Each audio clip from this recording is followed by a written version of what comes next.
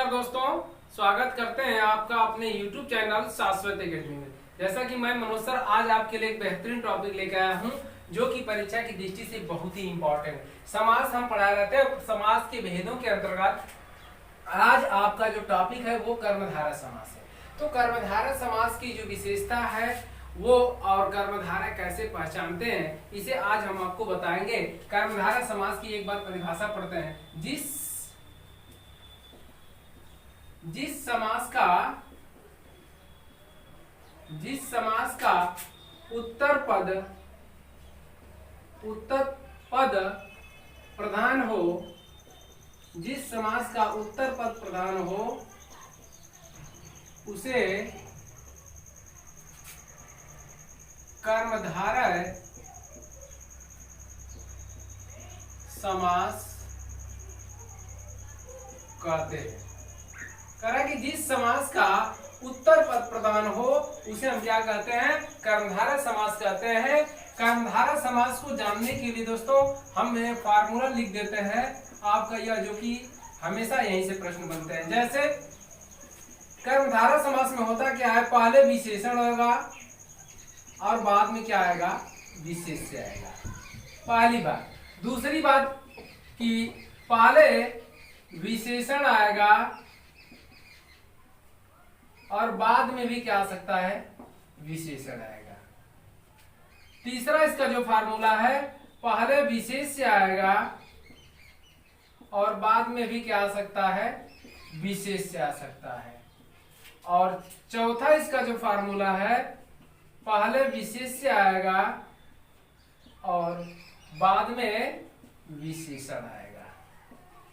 इस तरह से ये आपके चार फार्मूले हैं कि पहले विशेषण बाद में विशेष्य, पहले विशेषण बाद में विशेषण, अर्थात दोनों विशेषण, पहले विशेष्य और बाद में विशेष्य और पहले विशेष्य और बाद में विशेषण। इस तरह से कुछ उदाहरण इसे हम ले रहे हैं। जैसे आप देख सकते हैं विशेषण प्लस विशेष्य, जैसे नील गाय, नील गाय अर्थात नीली गाय। इस शब्द में नीला हमारा क्या है? अगर इसका विग्रह किया जाए तो नीला या नीली प्लस गाय अगर हो जाएगा आपका, तो नीला आपका क्या है? विशेषण है और ये गाय हमारी क्या है? विशेष्य है। विशेष्य अर्थात ये आपका संज्ञा पद है। क्या है? संज्ञा पद है। इस तरह से आपने देखा कि विशेषण प्लस विशेषण, नील गाय, नीला गाय अर्थात नीली गाय या नीला गाय, विशेषण प्लस विशेष्य। इसके बाद महात्मा, महात्मा, महात्मा शब्द में आप देख रहे हैं महान है जिसकी आत्मा, महान है जिसकी आत्मा, अर्थात यह महान आपका विशेषण हो जाएगा, विशेषण हो जाएगा और आत्मा आपका क्या हो जाएगा? विशेष्य, अर्थात ये संज्ञा पद हो जाएगी। क्या हो जाएगी? संज्ञा पद। इस तरह से यह आपका ये उदाहरण रहा किसका? विशेषण प्लस विशेष्य। कुछ और उदाहरण लेते हैं। जैसे एक और उदाहरण लिया हमने, दीर्घ आयु, दीर्घ आयु, महाराज, इसमें पहला शब्द आपका क्या है? विशेषण है, दूसरा विशेष्य होगा। अंधविश्वास, ये अंध आपका विशेषण है, विश्वास आपका ये विशेष्य है। भलमानस, नील कमल, नीला कमल अर्थात यह आपका विशेषण हो जाएगा, यह विशेष्य हो जाएगा। काली मिर्च, काली आपका क्या हो जाएगा? विशेषण हो जाएगा और ये आपका क्या हो जाएगा? विशेष्य हो जाएगा।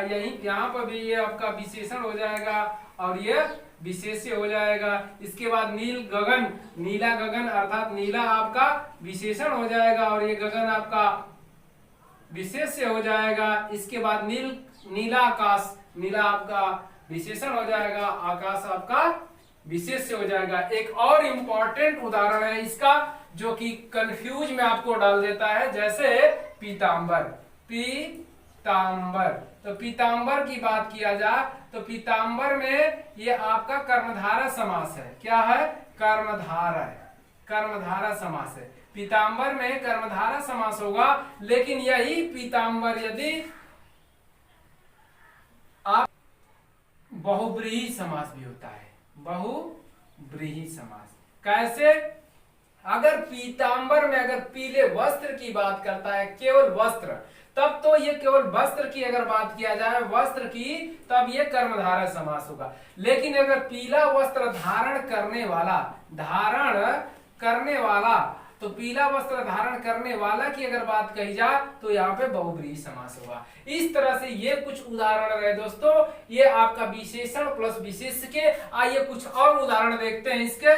चलिए देखते हैं, ये विशेष्य प्लस विशेषण, अर्थात दोनों पहले विशेष्य आ जाएगा और बाद में क्या आ जाएगा, विशेषण आ जाएगा। इस पे कुछ उदाहरण है, जैसे पुरुषोत्तम, तो पहला ये पुरुष हो जाएगा आपका, पुरुषों में उत्तम, पुरुष क्या हो जाएगा, उत्तम, पुरुषोत्तम, अर्थात ये आपका विशेष्य हो जाएगा और उत्तम आपका विशेषण हो जाएगा। इसके बाद मुनिवर, देशांतर, नराधम, दही बड़ा, ये इंपॉर्टेंट है, कई बार पूछ चुका है कि दही बड़ा में कौन समास है, तो कर्मधारय समास है। इसके बाद विशेषण प्लस विशेष्य। देखिए दोस्तों, ये विशेषण प्लस विशेष्य, तीसरा जो इसका जो सूत्र है विशेषण प्लस विशेष्य, अर्थात विशेषण पहले आएगा, बाद में भी क्या आ सकता है, विशेषण आएगा। जैसे मोटा ताजा, बहुत इंपॉर्टेंट है दोस्तों, यह वेरी इंपॉर्टेंट है आपका मोटा ताजा। अब देख रहे हैं कि मोटा ताजा में तो योजक की नहीं तो द्वंद्व समास हो जाएगा, नहीं, ये द्वंद्व समास नहीं हो सकता है। इसमें ये दोनों के क्या ऐसे शब्द है,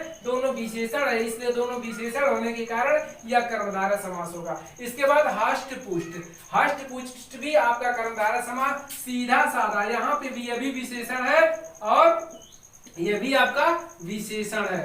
इस तरह से ये दोनों आपका विशेषण और विशेषण है, इसलिए दोनों कर्मधारय समास होंगे। हरा भरा, उपमेय उपमान, ये बहुत इंपॉर्टेंट है। गोबर गणेश, इस तरह से ये आपके विशेषण और प्लस विशेषण दोनों विशेषण आएगा तो कर्मधारय समास होगा। इसके बाद चौथा फार्मूला आपका जो है विशेष्य प्लस विशेष्य, अर्थात दोनों विशेष्य आ सकता है। जैसे चंद्रमुख, पहला चंद्र और दूसरा मुख, एक होगा चंद्र अर्थात चंद्रमा की बात, चंद्रमा के समान मुख, ये आपका मुख। तो ये आप देख रहे हैं कि चंद्रमा भी आपका विशेष्य है और मुख भी आपका विशेष्य, अर्थात दोनों कैसा है, संज्ञा पद है। विशेष्य का मतलब संज्ञा पद है, दोनों नाम है, इसलिए कैसा होगा, कर्मधारय समास होगा। इसके बाद कमल नयन, कमल के समान नयनों वाला, अर्थात ये कमल भी आपका विशेष्य होगा और नयन भी आपका विशेष्य होगा, इसलिए यह कमल नयन आपका कर्मधारय समास। पवन चक्की कर्मधारय समास। मृग नयन, मृग के समान नयनों वाला। चरण कमल, चरण के समान कमल, अर्थात यह आपका कर्मधारय समास होगा। भव सागर, ये दोनों पद आपके विशेष्य है, इसलिए यह आपका कर्मधारय समास के ये उदाहरण है। विद्याधर, मुख कमल इत्यादि बहुत ऐसे उदाहरण है जो कर्मधारय समास के अंतर्गत आते हैं। दोस्तों वीडियो कैसी लग रही है इसे लाइक और कमेंट करके हमें बताएं कि आज की वीडियो आपको कैसी लग रही है। चलिए चलते हैं इस समास के अंतर्गत हम नेक्स्ट टॉपिक में, इसी में आपका द्विगु समास पढ़। आइए पढ़ लेते हैं द्विगु समास। द्विगु समास की अगर बात किया जाए तो द्विगु समास में पहला पद संख्यावाची होता है और समस्त पद आपका समूह का बोध कराता है, उसे हम क्या कहेंगे, द्विगु समास कहेंगे। अर्थात जिस समास का, इसकी परिभाषा, जिस समास का प्रथम पद संख्यावाची हो, जिस समास का प्रथम पद संख्यावाची हो और समस्त पद समूह का बोध कराता हो, समूह का बोध कराता हो, उसे द्विगु समास कहते हैं।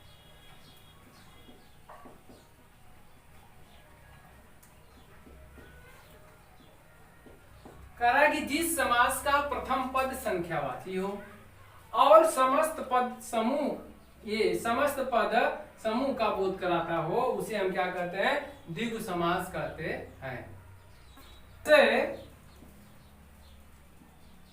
पंचवटी, पंचवटी, तो पंचवटी में कौन समास है, द्विगु समास है।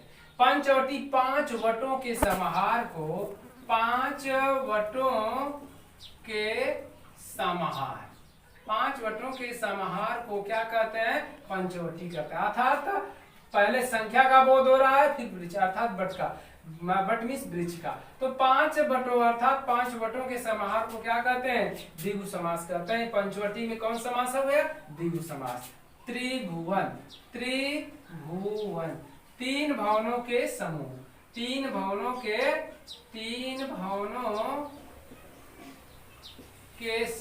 के समूह अर्थात त्रिभुवन। इसके बाद चौराहा, चौमासा, चौराहा, चौमासा, चारपाई, इकहरा, इकतारा, ये सभी के सभी क्या कर रहे हैं? चौराहा में 4 राहों का समास, चौमासा 4 महीने, चारपाई 4 पायों वाला, इकहरा, इकतारा, ये सभी में क्या हो रहा है? संख्या का बोध हो रहा है। इस तरह से ये सभी के सभी द्विगु समास के उदाहरण है। जैसे और इकतारा, षष्ठकोण, पसेरी 5 शेरों के कहते हैं पसेरी, सतसई, अष्टभुज 8 भुजाओं वाले, 18 सप्ताह 7 दिनों के सप्ताह अर्थात नवरात्र, नवरात्रि को नवरात्र, शताब्दी 100 वर्षों के शताब्दी, इसके बाद तिरंगा इत्यादि। ये सारे के सारे शब्द आपके द्विगु समास के उदाहरण है। इसमें ये आ गया, जैसे दोस्तों ये आपका आ गया तिरंगा। तिरंगा अगर कहा जाए तो तिरंगा एक विशेष अर्थ को व्यक्त करता है, जो हमारा राष्ट्रीय चिन्ह है। तिरंगा अगर बात किया जाए तो तिरंगा एक विशेष अर्थ को व्यक्त करता है।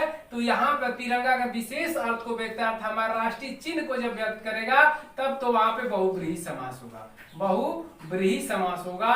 लेकिन यहाँ पे तिरंगा केवल 3 रंगों की बात किया जा रहा है, 3 रंगों की, तब 3 रंगों की जब बात किया जाएगा तब ये आपका द्विगु समास। तिरंगा की बात किया जाए तो तिरंगा एक विशेष अर्थ को व्यक्त करता है, विशेष अर्थ अर्थात हमारे राष्ट्रीय चिन्ह अर्थात राष्ट्रीय प्रतीक चिन्ह को व्यक्त करता है, तब तो वहां पे आपका बहुब्रीहि समास होगा, बहुब्रीहि समास। लेकिन अगर तिरंगा में अगर 3 रंगों की बात किया जाए, केवल 3 रंगों तक ही यह बात सीमित हो, तब वहां पे द्विगु समास होता है। लेकिन दोस्तों एक खास बात और है, यदि तिरंगा और द्विगु दोनों, तिरंगा शब्द अगर आ जाए उसमें द्विगु समास और बहुब्रीहि समास दोनों ऑप्शन में हो, तो उस समय हमेशा आपका बहुब्रीहि समास की प्रधानता होगी और बहुब्रीहि समास ही सही होगा।